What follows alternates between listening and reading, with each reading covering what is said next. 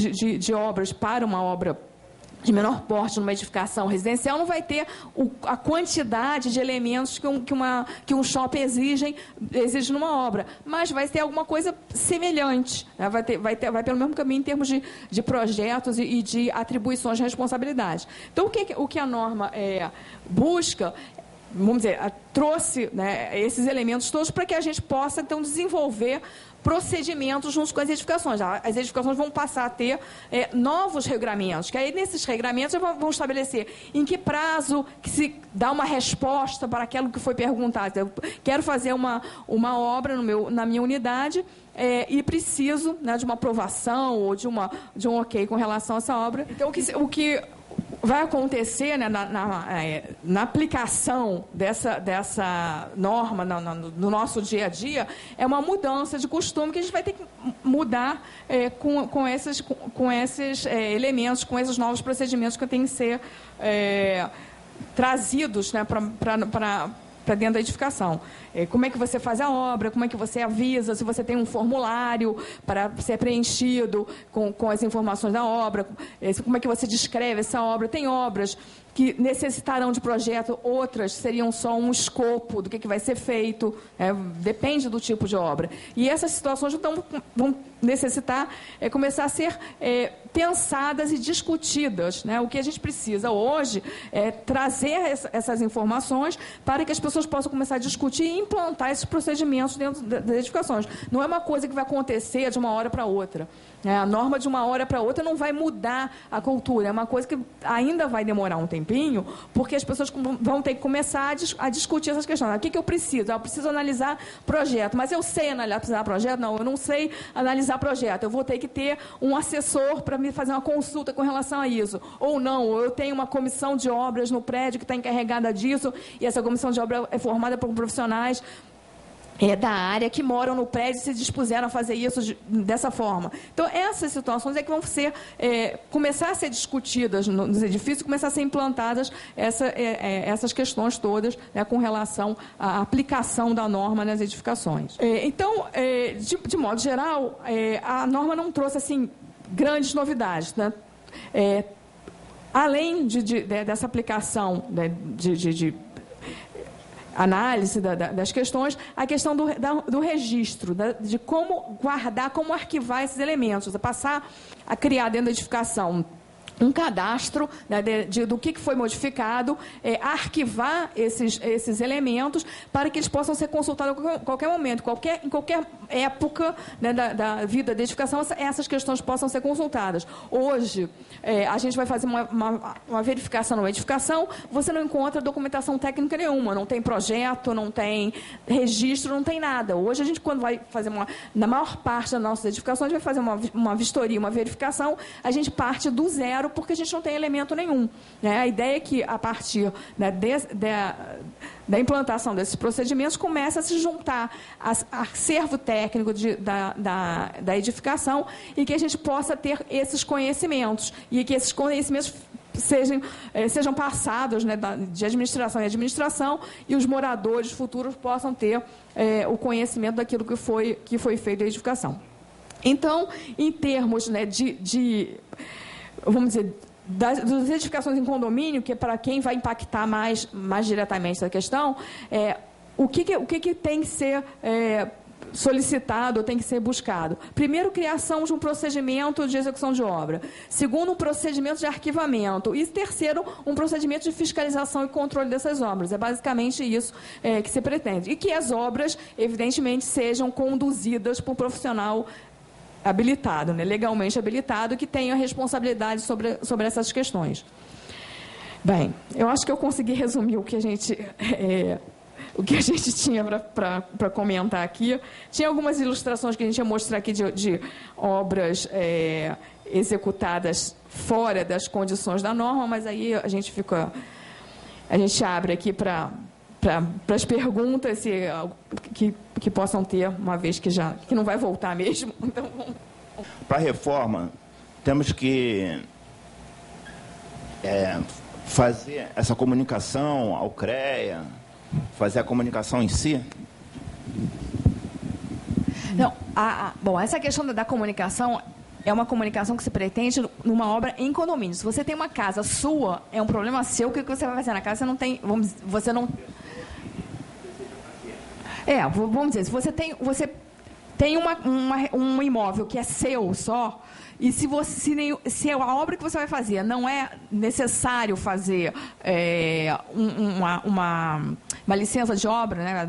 As obras que dependem de licença tem lá no plano diretor, no artigo 56, 57, 58, por aí tem escrito quais são as obras que precisam de licença. Se ela precisar de licença, a obra sua particular, na sua residência, precisar de licença, você vai ter que ir ao órgão municipal para fazer essa licença. Se não precisar de licença e o imóvel for seu, não for de outras pessoas, você não tem que dar, vamos dizer, satisfação a outras pessoas. Apenas você tem que cuidar para que a sua obra não afete a sua vizinhança. Seus vizinhos, né, não podem ser afetados com relação à obra. Essa norma ela é aplicável a edificações que têm vários proprietários ou vários usuários, de que a obra pode, de alguma forma, afetar uso, né, a utilização, comprometer desempenho ou prejudicar os demais por conta de sua execução, ou até depois no término da obra. Você faz uma obra, a gente tinha um exemplo aqui, a gente até ia mostrar isso, alguém, né, faz uma obra, resolvi fazer um fechamento da minha varanda. A gente está com um caso desses agora recentemente. As pessoas resolvem fechar varandas. Aí, um belo dia, o condomínio precisa fazer uma obra na fachada. Reformar a fachada toda. Aí tem que tirar gradis, porque estão corroídos, tem que mudar os chapins das varandas estão corroídos. Aí como é que faz para quem fechou a varanda? O condomínio vai assumir a responsabilidade de tirar aquilo? Ou o proprietário tira e tira num tempo coordenado com o pessoal da obra? Então, essas situações que têm que ser discutidas, né? Se eu vou fazer uma intervenção que ela possa vir, em algum momento, a comprometer procedimentos de manutenção da edificação, eu tenho que combinar isso antes de alguma forma. A gente está atendendo um condomínio agora que está com esse problema. São 270 apartamentos, 150 fecharam a varanda, vai entrar uma empresa para fazer reforma de fachada e, evidentemente, que a empresa de engenharia que vai entrar lá para fazer reforma de fachada não vai ficar lá esperando, agora você tira ali o fechamento. E o condomínio também, assim, eu não vou assumir a responsabilidade de tirar esse fechamento. Cada um vai ter... Então, antes de começar a obra, eles vão ter que criar um procedimento, combinar tudo isso, que deveria ser uma coisa que deveria já ter sido combinada antes dessa intervenção. Não sei se respondeu o que você queria. Boa noite, meu nome é Áureo, sou engenheiro civil. Eu gostaria de saber se esses prédios que estão sendo construídos com alvenaria estrutural, eles estão sendo mapeados? No futuro eu vou ter acesso... Porque no início, o síndico vai ficar com as plantas, mas com o passar do tempo, elas se perdem. Quem chegar para fazer a reforma sabe que aquela parede é estrutural? Nas novas edificações, há um aviso na entrada do edifício de que o edifício é construído em alvenaria estrutural, sendo vedada a retirada de qualquer parede. Bem, não se deve tirar isso é uma recomendação. Ficar para sempre se ninguém tirar uma parede. Vamos dizer, uma informação que deve ser preservada. Na fabricação dos novos tijolos utilizados em alvenaria estrutural, eles vêm agora com uma inscrição EST, mas tem alguns prédios realmente de alvenaria estrutural que não tem essa inscrição nos blocos. Os blocos novos estão vindo de fábrica com a inscrição. Então, você vai abrir lá... Se todo mundo souber, ainda tem isso, né? Tem que saber, quem vai abrir tem que saber que aquilo ali significa que aquela alvenaria estrutural. Mas, de modo geral, você tem que preservar a informação de que a edificação é de alvenaria estrutural, por aviso no elevador, nos corredores, né? Consta na documentação da edificação. Mas aí, vamos dizer, a gente tem que contar com a colaboração das pessoas, né, de preservar essa informação. Alguém mais que gostaria de fazer alguma pergunta?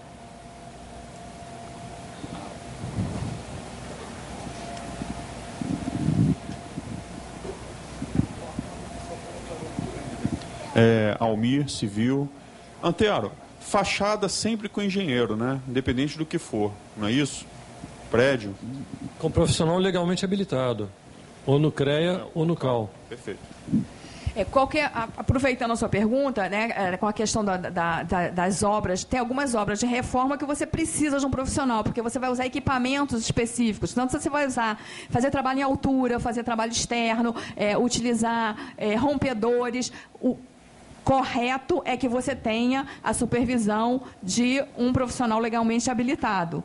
Não entregar na mão de qualquer pessoa, apesar de ser eventualmente uma reforma. Você vai, por exemplo, trocar um piso. Você vai trocar um piso no apartamento, trocar um piso de um banheiro, de uma peça pequena, poderia se tratar como uma reforma. Mas você vai trocar o piso de um apartamento inteiro, utilizar um equipamento pesado para remover esse piso, já deixa de ter aquela característica de reforma, passa a ter uma outra característica. Deveria ter um profissional acompanhando, até porque vai gerar um volume tal de resíduo que... Aonde vai ser armazenado esse resíduo? De que forma ele vai ser depositado nas dependências de edificação? Como é que ele vai ser armazenado? Tem que ter alguém supervisionando essa questão também. Então, tem que se estabelecer, né, até em algumas obras de reformas, e até que limite, né, aquilo ali pode ser feito com apenas um profissional capacitado, ou se realmente ela precisa de um profissional habilitado pelo volume de resíduo que vai gerar, pela forma que ela vai ser executada, pelo tipo de equipamento que vai ser executado. Adriana Antero, foi restituído aqui um novo computador. Se quiser apresentar, estamos aí. Vigor em 18 de abril. Eu iniciei uma reforma no dia 10 de abril. Eu tenho que fazer a RT? Isso, independentemente da norma, já tinha que fazer. Para reforma? Sim. Pequena reforma? Independentemente da norma, tinha que ter a RT. A gente espirra, a gente tem que fazer a RT. E eu tenho que obedecer o padrão da norma, mesmo ela tendo começado... Não é padrão da norma, isso aí é uma outra legislação. A questão da RT e RRT é uma outra legislação que nos obriga a qualquer trabalho que a gente faça, a gente ter um documento de responsabilidade técnica. A norma não estabeleceu essa necessidade, isso aí já era previsto em outra legislação. Legislação da profissionais já estabeleceu isso. Então, qualquer coisa que a gente faça, até uma consulta que a gente dê... Na verdade, ninguém fazia, né, para pequenas reformas. Bom, essa é a realidade. Muita gente não faz, mas a gente até para uma consulta a gente teria que fazer, né? Até para uma consulta a gente essa norma remete a informação ao gestor da edificação. Quer dizer, qualquer obra feita na edificação tem que ser comunicada ao gestor. E quando o gestor faz a obra, ele tem que comunicar toda a massa da edificação, tá? Todos agora têm que ser informados na edificação. Todos têm que discutir e aprovar. Mas, como eu falei antes, quer dizer, as edificações que não têm esse procedimento estabelecido vão ter que se adequar à norma. Então, a forma da edificação se adequar à norma é estabelecer procedimento. Por enquanto, a maioria das edificações não tem procedimento. Como é que eu vou fazer para analisar essa norma? Eu vou ter que ser discutido, né? As pessoas vão ter que sentar, discutir, fazer um planejamento, fazer um programa, um plano de como vai ser colocado isso em prática, discutir, aprovar, de acordo com as características da sua edificação. Neste momento, embora a norma tenha entrado em vigor no dia 18, neste momento, a grande maioria das edificações não está preparada para aplicar a norma, mas vai ter que começar a se adequar. E os profissionais, quer dizer, antes dos outros, têm que começar a pensar nessa questão. Então, eu vou começar uma obra, eu já vou começar a minha obra tentando atender o máximo possível a norma, porque eu posso ser cobrado daqui mais adiante com relação à documentação. É um procedimento novo, nós vamos aprender apanhando. Vamos lá, uma pessoa vai fazer uma obra num apartamento, num condomínio, num apartamento. A pessoa informa ao síndico, vou fazer uma obra assim, assim, assado. Esse síndico ele vai informar, para esse tipo de obra eu preciso de um projeto, ou de um anteprojeto, porque a pessoa não vai ter a despesa de um projeto completo que ainda vai entrar em discussão. A pessoa apresenta um anteprojeto. Aí vem a questão, mas e se o síndico não souber avaliar? Ele contrata um arquiteto ou um engenheiro para avaliar junto com ele. Mas espera aí, o condomínio vai ter essa despesa? Aí é uma questão ética. O pretendente à obra vai ressarcir o condomínio da despesa que o condomínio vai ter com um consultor, engenheiro ou arquiteto. Vamos imaginar uma cobertura de 10 milhões de reais. Uma cobertura de 10 milhões de reais faz uma obrinha brincando de 5 milhões. Custa ele ressarcir ao condomínio um consultor de R$1.000, R$2.000? Não. É uma questão ética. Mas depende dessa obra. 5 mil reais é uma pintura. Vamos não vai precisar, não vai precisar ter pintura não tem projeto. Uma pequena reforma de R$20 mil. E ele vai ter que pagar... Que tipo? Tirar um piso? Fazer uma reforma interna. Isso é manutenção. Isso é manutenção. E reposição? Não faz parte. Não. A pessoa comunica. Trocou piso, trocou revestimento. Esclarecer, porque isso mexeu eventualmente em alguma instalação hidráulica ou elétrica, vai ter que fazer. Isso é um aprendizado que vai ser aos poucos. Vamos lá. A pessoa vai trocar uma tubulação, repor. Uma tubulação caducou, vai entrar a mesma tubulação naquele mesmo lugar. Isso. Não precisa ter um engenheiro. Agora, se eu vou criar uma tubulação nova, um novo abastecimento, isso aí tem que ser projetado por um engenheiro. Então, no caso de só substituição da instalação hidráulica e elétrica, isso é manutenção. Sem acréscimo, isso é manutenção. Isso é manutenção.